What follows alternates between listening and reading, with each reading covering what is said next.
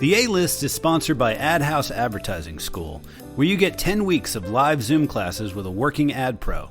Ad nerds from all over the world have discovered Ad House as the affordable alternative to, or precursor to, traditional ad schools. Ad House classes max out at 14 students, so you get personalized instruction, and your classmates can become lifelong colleagues in your advertising career. The instructors at Ad House are all A-List creatives from top agencies and brands. Some have even been guests on the A-List podcast. Who knows? You might just meet your future boss. And Ad House classes happen on Zoom at night because you shouldn't have to quit your day job or move cities to take an ad class. Class schedule, prices, application information, and more can be found at adhousenyc.com. Apply today. That's adhousenyc.com. Ad House Advertising School for ad nerds only.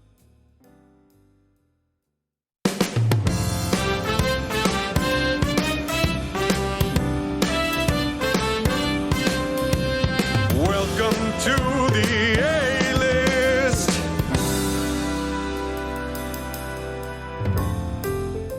Hello and welcome to the A-List, the podcast that asks the world's top advertising professionals how they got started in the business. I'm your host, Tom Christmann, creative consultant at tomchrismann.net and one of the ad nerds at Ad House Advertising School. Today, you'll hear my conversation with Danny Gregory. He's the founder of Sketchbook Skool and the best-selling author of several books on creativity. But before all that, he was in advertising. We'll talk about how he got in, but also how he got out to start his own business, teaching people to get back to making art at Sketchbook Skool. Danny's story will take us from Pakistan to Pittsburgh to Princeton to Jimmy Carter's White House and finally to the offices of trendspotter Faith Popcorn, where Danny got his start in the business. He would go on to work as a group creative director at Ogilvy, chief creative officer at Doremus, and finally as an ECD and partner at McGarryBowen. But then a tragic accident would change his life forever and cause him to rediscover the power of art for finding meaning in life. This episode is all about trusting in the universe to show you the way and sitting down and doing what's in front of you.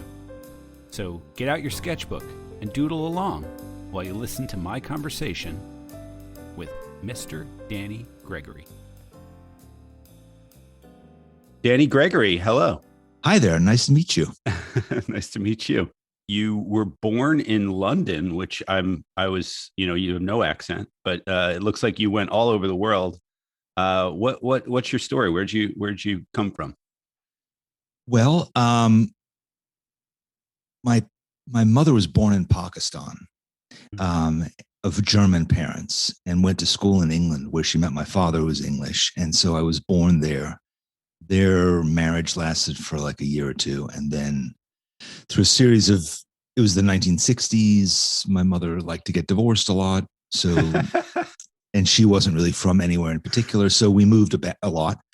So I ended up, I went to about 20 different schools. We lived in Australia for 3.5 years. We lived in Israel for 2.5 years. Yeah. And then I lived with my grandparents in Pakistan 5 different times, once for almost 2 years. We lived in Pittsburgh for about 9 months.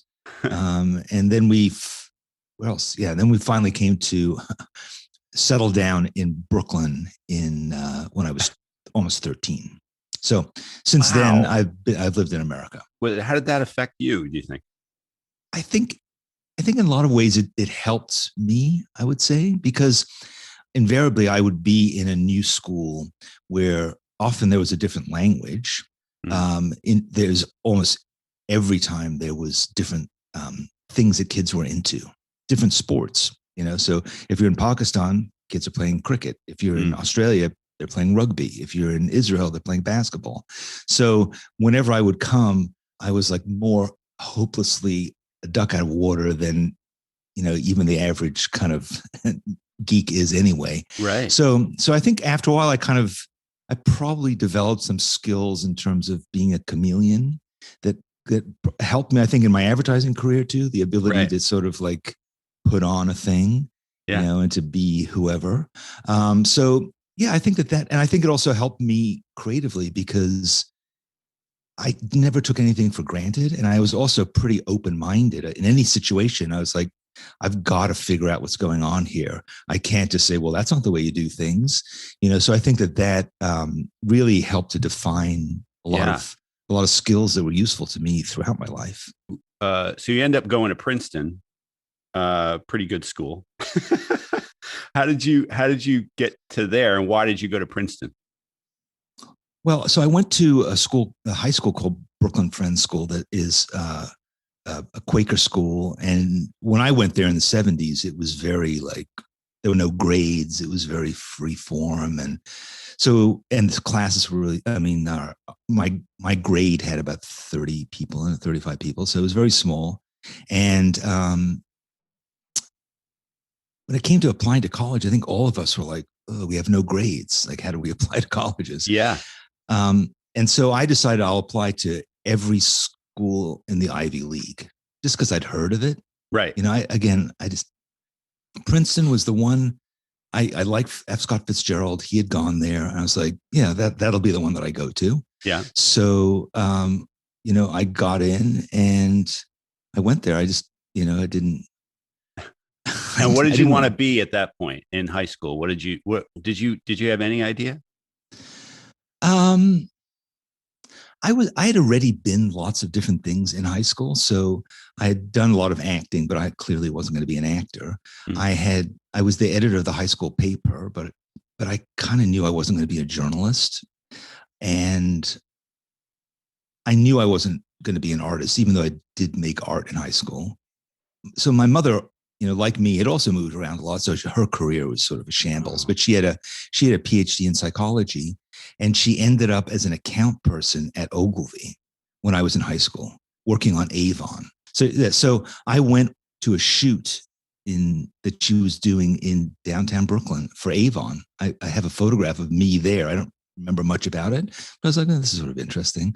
But I also came from a lot of people in my family were academics, and I would just hear them come home from work at the end of the day and just complain about like the chairman and this committee and tenure. Right. And I was like, all right, I definitely don't want to do that either.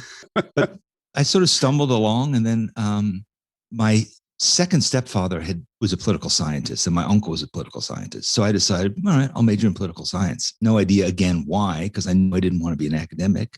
I wasn't going to be a lawyer. I just hadn't thought it through.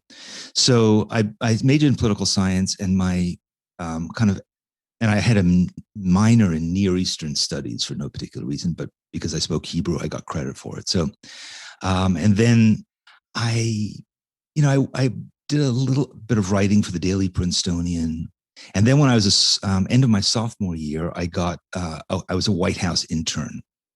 So I went to Washington, D.C. Yeah. And so you took this political ambition seriously at that point. You were like, okay, you just happened to get, they said, hey, you got this internship at the White House. You're like, cool. That's my fine. My stepfather had been working for his congressman. And he was always looking for ways to get me out of the house in the summer. Yeah. So it was like, I don't want you coming back from college and like lying around the house and, getting in my way. So why don't you go to the White House instead? Okay. So he got you this sweet gig at the White House, Jimmy Carter's White House. It was Jimmy Carter's White House, but the bad news is it was 1980, the summer of the hostage crisis. Oh, the presidential election. Jimmy Carter was badly being beaten by Reagan. Yeah. The helicopters went down in the desert right when I was there. So I quit and I got a job at a sandwich store in Georgetown to kind of fill out the rest of the summer so I didn't have to go home. So I left the White House and was just like hanging around with my friends. So you quit the White House because it was like, this is it's not that much fun. It wasn't really that much fun. I was like, if they can't get this stuff sorted out, I have better things to do, like making, getting tips in a restaurant. Yeah. What did your stepfather think of that, quitting the White House? Oh, as long as I stayed away from the house, I think it was fine. Yeah. Okay. So now you're thinking about what you're going to do for a job. What were your options at that point? Well, so I did well there. I graduated summa cum laude. I wrote my thesis, was like 500 pages long. I took it fairly seriously, but I hadn't really thought about it. Some of my friends were going and getting jobs in investment banks. A lot of them were going to graduate school. Yeah. I went home after I graduated, and my mother was like, well, what are you going to do? And I said, I don't know. See, you'll figure it out. And she said, no, you have to leave by the end of the summer. Like you are allowed to be in the house until September, but then you got to go. And I don't care what you do. So I was like, all right. So I kind of like tried to network with the people who I knew in my parents' network. And but I'd kind of exhausted my stepfather's network because I'd gone to the White House. Yeah. I mean, I'd done all these other things, but you went big. Yeah. So I decided that I would write to the CEO or president of all the major ad agencies in New York. Why not? And see what would happen. That was your like plan to write to every one of them. That was my fallback strategy, was to write. So I wrote to a bunch of them, and it was kind of surprising. Like, I think it was just like sheer chutzpah, basically, that they were like, oh. So I actually kind of surprisingly met a fair number of them.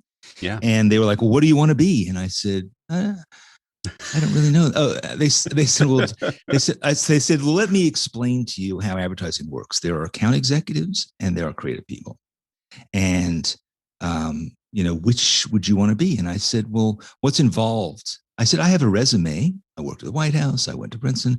So what do I need to get into either of those jobs? And they said, well, to be an account executive, you would basically just need your resume. But to become a creative person, you'd need to have a portfolio of ads that you'd made.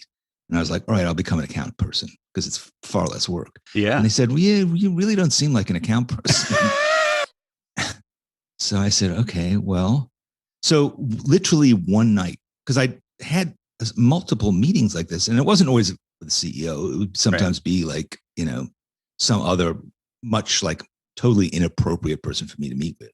Yeah. And then one night I said, okay, let me sit down and write some ads. Like, if that's what I'm going into, let me just try it. So literally I wrote and drew, because drawing. So I wrote and drew ads for like 4 hours, and I filled a portfolio with kind of not, ads with puns in the headlines. Like, I didn't know anything about it. So, and I also wrote a book about my life that was an illustrated kind of children's book about my life and how I wanted to get a job in advertising. So those are the two things I had, the portfolio and this. And so then the next thing that happened was that when I would go to these meetings, so I'm living in Brooklyn Heights, and I would have like a meeting with somebody at one agency in the morning, and then a meeting with somebody in the afternoon. And I didn't have much money because I didn't have a job. And so I would take the subway in, and then I would be in Midtown Manhattan in between the meetings. So this long stretch of time where I had nothing to do, no money. I just kind of wandered the streets. Mm-hmm. So I was really looking for like, what is a solution to this problem? So one of the places that I went was, again, somebody who my mother had vaguely heard of. There was a small agency. It was called Brain Reserve. Mm-hmm. And it was run by a woman named Faith Popcorn. Oh, right. Yeah. Yeah. So Brain Reserve was sort of an interesting model. In the 60s, there's so many like big, like kind of creative breakthroughs, and people like particularly Doyle Dane, who all these creative guys who had won all these awards, and now a lot of them had gone freelance in the 70s. Right. And in the 80s. I'm sorry, this is the early 80s. Right. So and Faith and her partner had won a bunch of like one-show awards for some liquor advertising. And so they had decided to open this agency. And the idea of the agency was you would be able to hire like 20 of the top creatives by the day to all sit together in a room and solve your problem. That's why it was called Brain Reserve. So basically they would all sit in the room.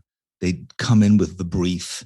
They'd all kind of brainstorm, and you'd pay for that day and whatever came out of it. That was the original idea. By the time I got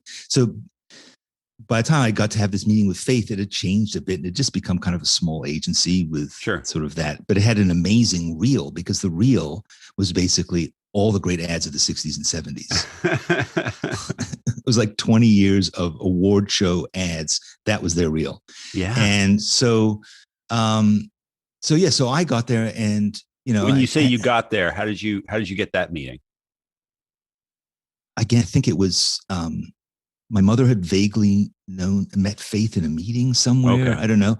And so I said, hi, I hear your agency's really great. I think I'd like to work there. Can I come over? And Faith's sort of like, wait, really? Okay. Yeah. All right. Yeah, I'll meet you. And so I met her, and I went through the same thing of like, I guess I want to be a creative, and here's my kind of book of meager ads drawn on typing paper, and in 4 hours. And she was like, well, I said, let me make a proposition to you. Yeah. I said, can I just come here and sit in your lobby, and I will do whatever you want while I'm here? Like anything you want me to do, I'm available to do. Won't cost you anything. Just let me be here so I can come and go from here. So she said, yeah, okay, whatever. Yeah, you can do that. So So I started kind of rooting around the agency when I was just hanging around. Yeah. And I would find out what briefs they were working on. And so I would just work on them. And so I remember working on there's a thing called Sweet and Low. Do you remember Sweet and Low? Sure. Yeah. My dad was a big Sweet and Low freak. Right. So they had this idea for Sweet and Low cocktail mix. And I was like, oh, okay, I can do that. So I wrote a bunch of ads about that. And then there were just a lot of like miscellaneous kind of spec projects that they had, and I would just work on them. Yeah. And then they sold a couple of my ideas. Oh, wow. And this is over the course of a week, So I was like, okay. Great. So then they said, okay, well, can you come in tomorrow to work on this idea that we are presenting of yours? And I was like, well, I have an interview, at JWT in the afternoon, but yeah, I can come in the morning. So I would come in, and then after a week, I said to Faith, you're now expecting me to be here, and it's costing me, Subway tokens were like 35 cents or 50 cents. I said, it's costing me like a couple bucks a day to come here.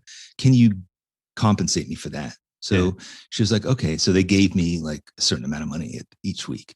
And then the next week I was like, well, you know what? I have to buy lunch. And then we had actually sold. Oh, and then the award season was happening. So the one show was coming up, and they said, Faith said, I can't go to the show. What, can you go? Because we want to send a copywriter. And again, there were like 8 people who worked at this agency. Yeah. So they said, can you go to the award show? And I said, yeah, okay. I didn't even know there were advertising award shows. So I was like, yeah, that sounds kind of fun. So I went, and she said, hold on a second, but if you tell anybody who you are, you need to have business cards. Okay. So they made me business cards, and she said, and we don't want it to seem like you're just this guy who sits in the lobby. So you have a title, you're junior copywriter, vice president. So I had business cards. Copywriter, vice president. So I had these business cards, and I went to the award show, and I was like, oh, this is pretty interesting. And I, met a bunch of people. Then at that point, Faith and her partner's name was Stuart Pittman, and he was her art director. And Faith just didn't want to be a copywriter anymore. She wanted to be like what she became, which was a futurist. And she wanted to be a trend spotter. Right? Right. She wanted to be famous, really. And so basically she would say to me, can you work with Stuart? So, and also at this point, I'd gone to the award show. I'd worked there for like 3 or 4 weeks, and I'd made like $20 the first week, $40 the next week. My salary kept kind of doubling. And I finally said, look, I'm going to award shows. I'm a vice president. I need a better salary. So by then I had enough money that I could leave my mother's house and move to an apartment on the Lower East Side. So I was like, okay, I'm set. I'll just stay here. We'll see whatever, maybe something else will come up, but I've accomplished my goal. That's pretty great. Yeah. So I was working with Stuart, I did, my first commercial for Piper Heidsieck Champagne. And I was like, yeah, this is pretty good. And you seem to fall right into it. It was, the writing of ads to you was kind of easy. Like because that first week you were doing things that they were selling. Yeah. It just didn't seem that hard. Right. It wasn't, I don't know. I don't know if the stand is really low or what, but I think I just didn't overthink it. And I just I didn't take it seriously. So therefore it was pretty straightforward. Yeah. And I also didn't care if they didn't like it. I was like, I don't. And I like how you adapted too. Like you went out, you had a plan, which was, I'm going to write to, I love that you wrote specifically to these human beings and not just to, I hear a lot of, young people just go into job boards or like go into what the email that says like jobs@ogilvy.com.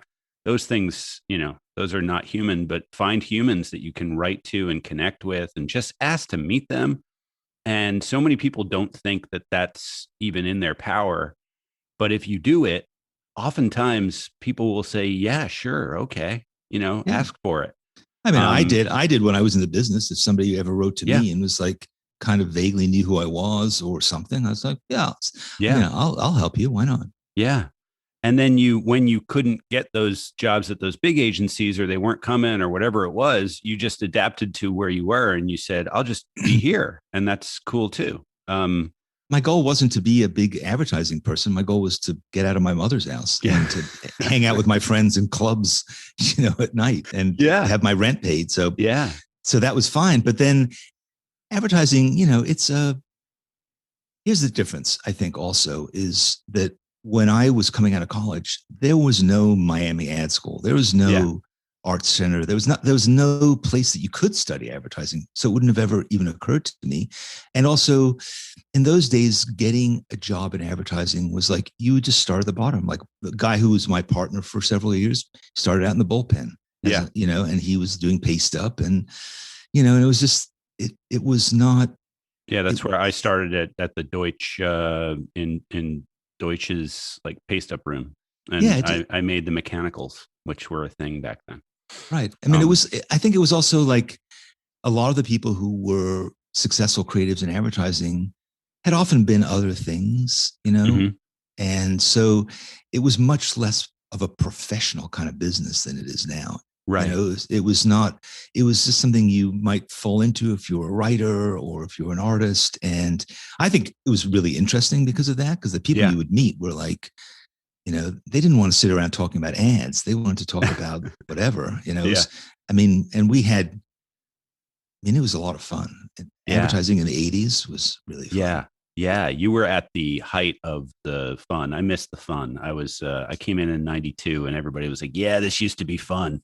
You missed it, kid. Yeah. I mean, in the 80s, they said that too. In the 80s, like, oh, the 60s were awesome. You should have been here. Yeah. But I don't know. It was pretty fun. I mean, I worked on particularly when you worked on things like cigarettes. I worked on cigarettes for about a year. Yeah. That was really fun because you had so much money and so little to actually do. Right. And, we would go to like strip joints and, and we had concept. And we had I worked on STP for a while, and there the client had a rule: 1 case of beer per focus group. So you'd sit in the back, you'd watch the focus groups, and you had to consume a case of beer. The group who was behind the mirror had to do, and we would sometimes do 3 or 4 focus groups in a night. So it was kind of ridiculous, but that was it. The client was like, everybody drink. Yeah. Then the client was out of commission for about a month because he arranged a bow hunting trip for the marketing department and he fell out of a tree and impaled himself with an arrow. Oh. So it's like, it was fun. That's insane. What are the agencies that you worked at over that course of your, because I want to get to your art too, but what are some of the agencies and what were your favorite? Well, I left Brain Reserve and I went to a place called Gear du Bois.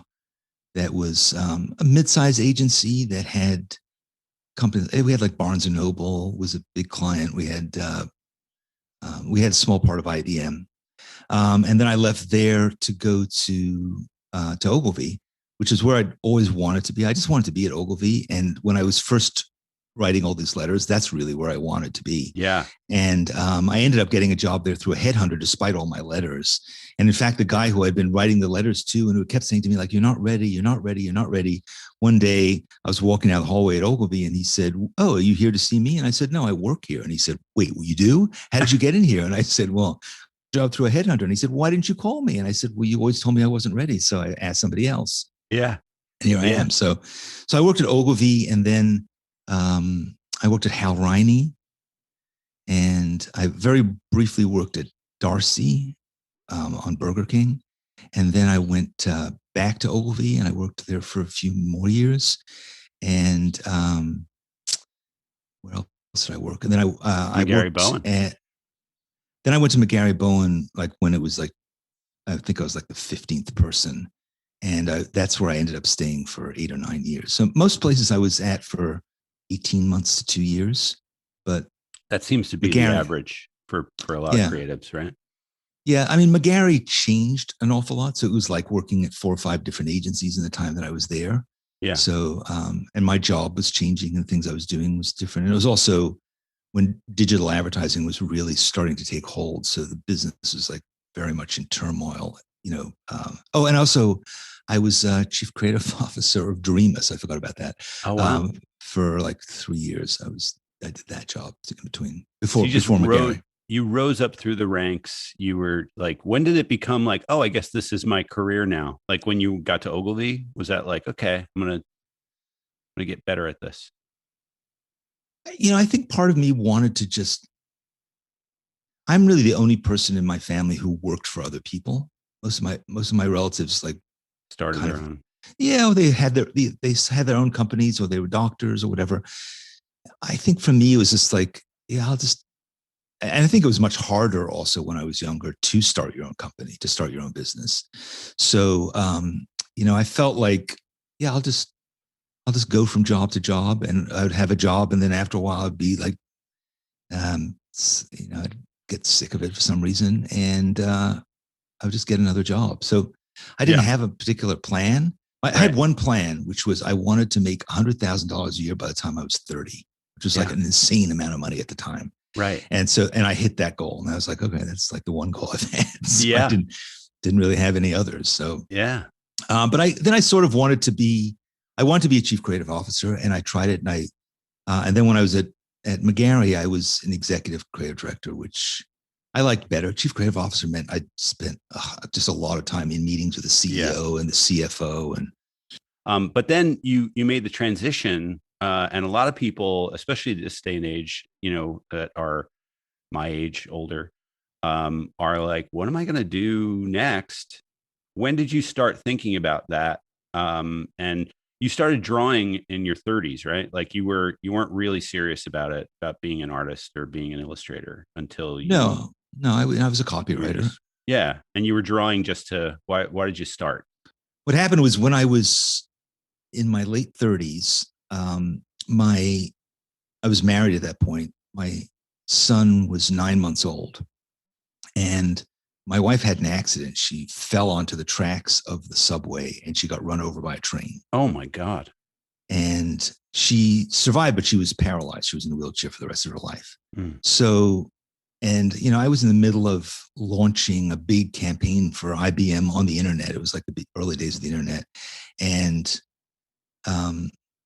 you know, at so Ogilvy. Yeah, at Ogilvy. So, my life just completely was whacked at that point. And, my wife was in the hospital for a few months. And so I was looking after the baby as well as doing, you know, I mean, I was still at work. Yeah. And, over the course of a couple of years, like my wife kind of got back to her life. You know, she was doing okay. She figured out how to look after the baby while she figured out how to do work, off in the wheelchair. But for me, there was I just had lost kind of my sense of the meaning and purpose of life. It felt like you can do all this stuff, work hard, you know, do all the right things, and then something like random can happen to you. Yeah. So I just needed, and I sort of went around, like went to churches, went to synagogues, talked to Zen monks, you know, did all the kinds of things, read books, and I just didn't feel a sense of anything feeling right. So then one day I just had this impulse to draw the contents of my medicine cabinet. And I went in with a sketchbook and I drew all the objects that were on the shelves. And like that made me feel different somehow. It made me feel like at peace. It made me feel anchored. It took me out of my head. And, you know, I just spent a lot of time like thinking about the awfulness of what was to come. Yeah. So then the next night I drew my wife sitting on the couch, And it was really the first time in like months that I had seen her as this woman who I was in love with, who I'd been married to, was the mother of my kid. I suddenly was able to see her, not as like this problem. Oh my God, what are we going to do? Yeah. You know, suddenly I saw her. So drawing, I realized, was this way of re-engaging with my life. And I didn't want to do like art lessons, or that wasn't my point was, and I started to use my sketchbook as a journal of my life. And I was recording everything, like the commute to work, what I ate for lunch, take a break at lunch and go and sit out in the park and draw a tree. In a meeting, I would draw the other people. And I would also write, because I'm a writer. So I would write, and I also would design the pages, because, you know, I'm in advertising. So I would design the pages with different drawings around them, and I would write columns of type, and I would have headlines, and so it became this just way of just getting a grip on life. And so putting some order to the world, right? I mean, you were sort of ordering your world. Yeah, it was definitely, it was also a way of being present. Like if you look at something and you draw it, your mind calms down, time slows, you're here in the moment, you're now, as opposed to living in your head. And advertising is all about living in your head too, right? Making up stuff, wondering what the client's going to say. What's the reaction going to be to this? How am I going to solve that? Who would I shoot it with? Blah, blah, blah, blah. You know, but this is like, it's about your hands. It's a pen, it's paper, it's making. It took me back to when I was 6 and sat at the table with crayons and just drew stuff. It's all that stuff, you know, that is who I was at my core, I think, in a lot of ways. Yeah. And so it was a really powerful thing. And I thought, you know, and I hadn't really heard that this was a thing that you could do. And so that just became my side thing, and I would just do it. And I didn't like the sketchbooks that I had. So I took a class in bookbinding so I could make my own sketchbooks. And then I kind of branched out from just drawing with one pen to using a couple of markers, and then maybe eventually into watercolor. And so that's basically what I've been doing for over 20 years now, and I have like shelves of bookshelves in here full of sketchbooks that are just documenting all the things that happened to me, all the places so I would go on a shoot. And, you know, I'd had the experience of, like, when I was at Ogilvy working on American Express, I would travel to amazing places to shoot commercials, and they were a blur. Like, I couldn't remember them. And then I started drawing, and I went on shoots, and suddenly I would say, draw the countryside. I'm going to go and draw a building. I'm going to go and draw some people. And the memories were like, to me, it's like recording in 4K as opposed to an SD. So like I've been living my life in SD, but when you're recording all the data that you get when drawing, you really, really see every tiny pixel. You really, and it's lodged in your brain, so that then you come back to it and you are there. You can, because it's not just what you see. When you're drawing, you're also recording in your brain what you're hearing, what the temperature's like, what you smell. All that stuff is like in there. Yeah. And that's really, really cool. It's like a time machine. When you're in advertising, you're renting out your creativity to somebody, right? So you're not making stuff for you. You're not making a lot of the ads that I did I channeled my life experience into them, so I wrote a lot of commercials for Chase, and you can look at that reel of Chase commercials and they're kind of like my diary, because there's like, that's the one about my son, and that's the one about when I was a kid and I got my first paycheck, and that's the one about our neighbor. So I was definitely channeling my life experiences into advertising, but still it's advertising. And sure. So I think that having this as a side thing to do, and the important thing is for me also, was not to professionalize it. Yeah. Don't become an illustrator. Don't say, I could probably do a gallery show. I could build, I could have an amazing Instagram. No, this is your thing. Just do this, and it will help you with your other stuff. It will help you to have a different perspective on the stuff that you're making. Yeah. It definitely helped my career as well, strangely. You have things that feel like success. Yeah. So getting an award, getting a raise, getting a promotion, getting, whatever external things. And, it's important, I think, to have things that aren't that. To have that, things that are in your life that are just doing them for their own sake, because that's where we began. And then also I think the pressure that we put on our subconscious when when we professionalize things, means it's much harder to play. It's much harder to take risks because there's much more at stake all the time, but there isn't actually really, so, but when you're making stuff for yourself and it's just like, particularly in a sketchbook, it's not like I wasn't going to frame it. I wasn't going to sell it. It was just like things. Yeah. So then it's much more, and that's what Sketchbook Skool has been about all along, because I have a lot of like, art directors, designers in recovery, who are like, I want to just get back to why I went to art school in the first place. I went to art school because I loved to paint in high school. I came out of art school and, I went to advertising school, or I got a job as an illustrator, working for a pharmaceutical company, or a designer working for a bank, and or an architect. I talk to architects a lot, and they say, I haven't drawn anything in 20 years, but drawing is why I became an architect. But now I just sit at a computer and move a mouse, and I never think to just go and sit at a cafe and draw a building. Yeah. It's like that. I forgot how much fun that can be. Yeah. So I think it's like we can, because nobody's looking out for that part of you. Nobody else is saying like, yeah, you should definitely be, doing creative projects and working on your own. No, that's your thing. And either you do it or you don't. So if you're not doing it, then nobody's going to tell you to do it. And I used to tell people who work for me, like, what are you doing creatively on your own? And they'd be like, what do you mean? Like, I ain't got time for that. I'm working on my website. What?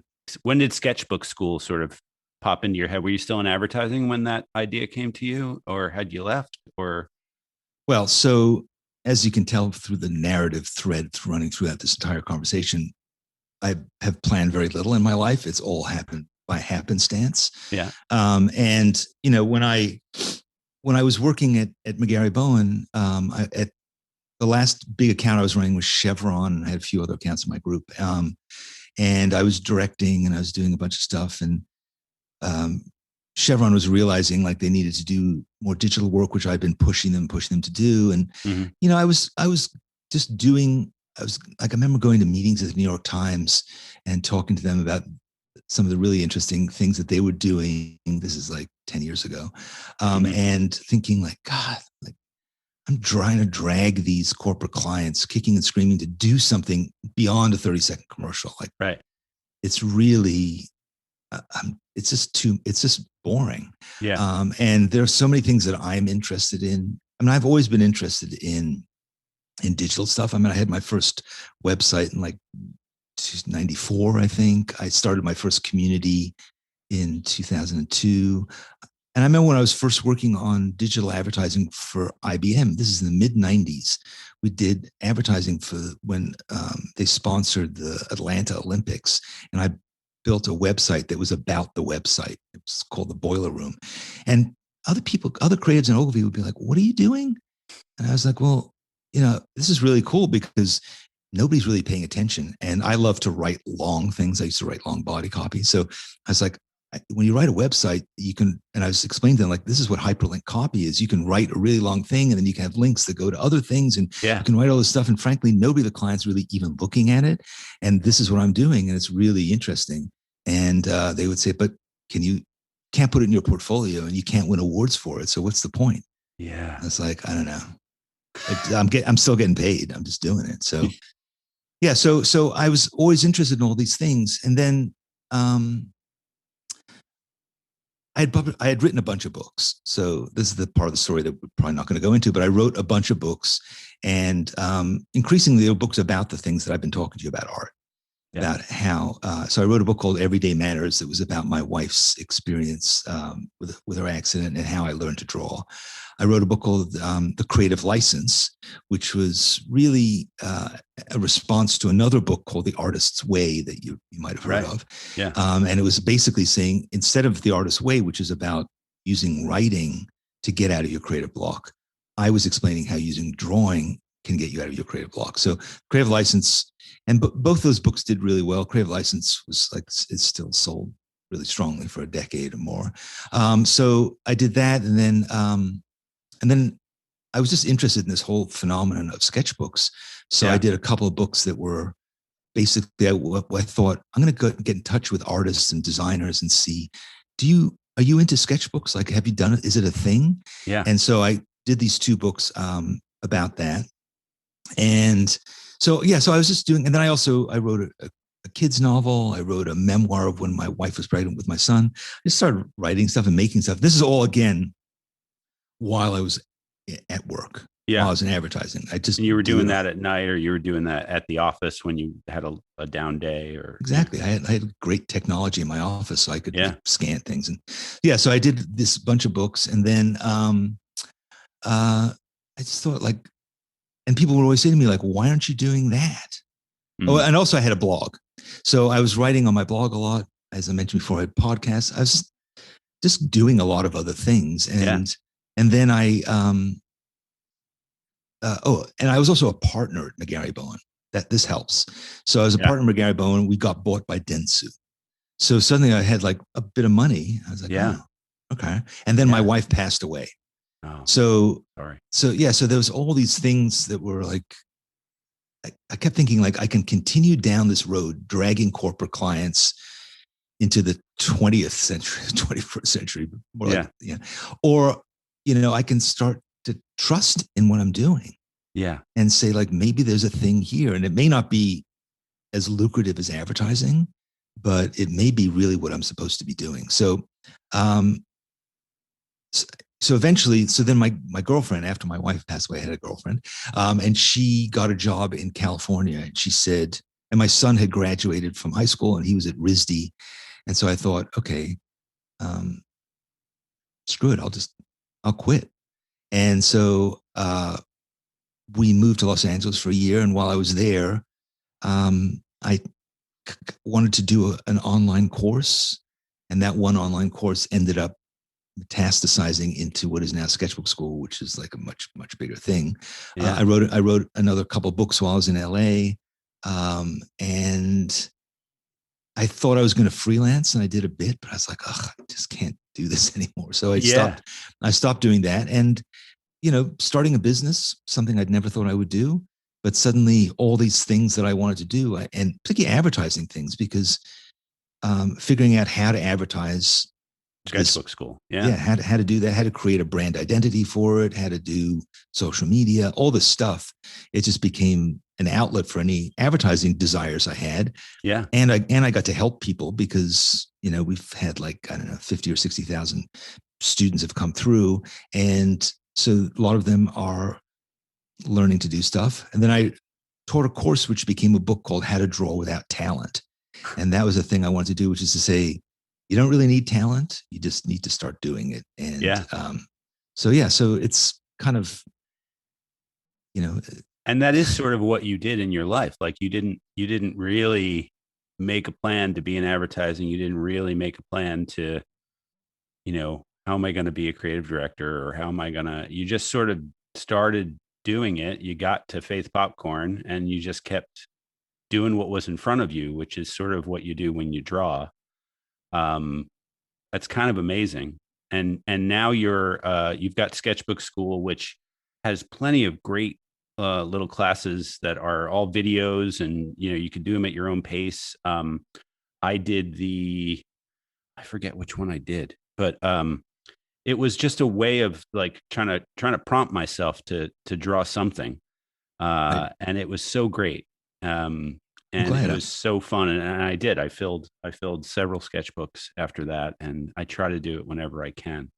That's great. Yeah. Yeah. Because a lot of what we've tried to do is I tried to take all the skills I had in advertising about production, and because there are a lot of online classes that like people film with webcams. We were trying to say, like, what if we shot them as if it was a commercial? So that was one thing. Yeah. And also I know a lot of sketchbook artists now from the years of doing this that do that. But then the thing that it's become now is it's become a club, which is something that I was missing, which is you don't have to sit by yourself in your room and draw. You can be part of a community. And now we have a thing. Our newest endeavor is called Spark, and Spark is basically every day we have things on Zoom where we have drawing events. So we'll bring in an artist and we'll draw together, or have an assignment, or sometimes we'll take courses out of our library and we'll investigate them, and we'll work on the stuff together. So if you need prodding, you need, somebody to say like, come on, let's go and draw. You have that all the time, whenever you want to. Yeah. And then we also do workshops. So if you don't have time for all that, you can come on Saturday and you can spend 2 or 3 hours and you can be with an artist live and you can learn cool new stuff. So it's designed for all different kinds of amount of time you have. But also I write a magazine and I do this podcast, which is also about how do you get over yourself? How do you get over the voice in your head? I wrote a book called Shut Your Monkey, which is about dealing with the inner voice, that creative inner critic that's constantly badgering you and telling you have better things to do than be true to yourself. So it's, there's lots of different elements to it, from like learning how to watercolor to learning how to actually pick up a pen without being terrified, and beating yourself senseless over it. So it's a lot of stuff. Making mistakes and being able to just sort of use them and make it something new. I often find that I'm in the middle of a sketch and I think it sucks. And I have this instinct to just turn the page and go, but I keep going and it always ends up being awesome. It always ends up being something I look back on and I go, I thought that sucked in the middle of it. And now look at it. That's great. So it's because you suck at being a critic. Yeah. Yeah. And there's no point in being a critic at that point, because like, who cares?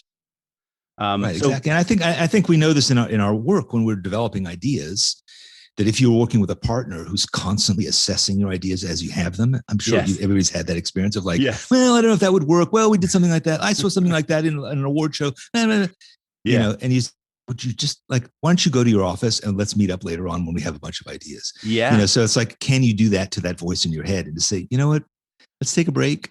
I'll go over here and draw. You go over there and like do your taxes, and we'll get back to that later on. Yeah. And don't think about it. How do people get in touch with you and get on Sketchbook Skool? So Sketchbook Skool, we spell school with a K just because I'm in advertising. So it's sketchbookskool.com. Or you can go to dannygregory.com, or, you can follow my podcast, which is called Art for All. Yeah. I'm subscribed. Good. Excellent. And, I think if you want to try out this thing I described, Spark, you can you can try it for 7 days or 14 days. I forget what it is, for free. I'll give you the information that, as to how exactly people can apply for it. Okay. And I'll put it in the show notes. That would be great. And I look forward it would be great to have some more advertising folks in our community. There are all kinds of interesting people, but advertising people are great too. And what are the cheaper classes? Are like, it's not expensive, right? To take a Sketchbook Skool class. I think it depends which ones you take. But generally, if you work in advertising, you can afford it. Yeah. But also I do free stuff too. So I have a show called Draw With Me on Thursdays on YouTube at noon Eastern time. So if you come to the Sketchbook Skool YouTube channel, you can draw with me, and that could be a great way to start. Yeah. Just come hang out and let's just draw. Today we're going to draw, I don't know, the Eiffel Tower, I think. Yeah. So it's just fun. It's low pressure, no judgment, and it could be the thing that gets you back into it, and then you'll make your way back to being the artist you're supposed to be. And you get to listen to Danny Gregory's soothing voice while you do it. I do. I find that voice is very helpful to drawing. It just feels nice.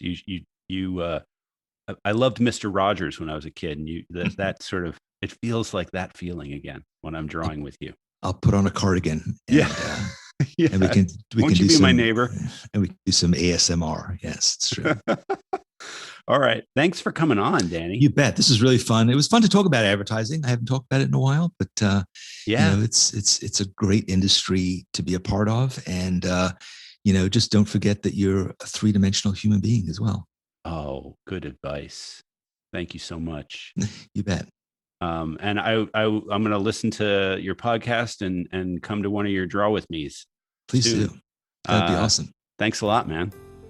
Danny Gregory, what a story. Did you doodle during the episode? I hope you did. He gave us a link for a 14-day free trial. It's in the show notes for Sketchbook Skool Spark. This has been the A-List Podcast. I'm your host, Tom Christmann. You can find me at tomchrismann.net. Thanks for listening. Please subscribe to our show wherever you listen, and if you could leave a review, it would really help us reach more ad nerds, so thank you. The music you're hearing is from Ross Hopman over at duotoneaudio.com. You rock, Ross! Sorry. All right. Thanks. Bye.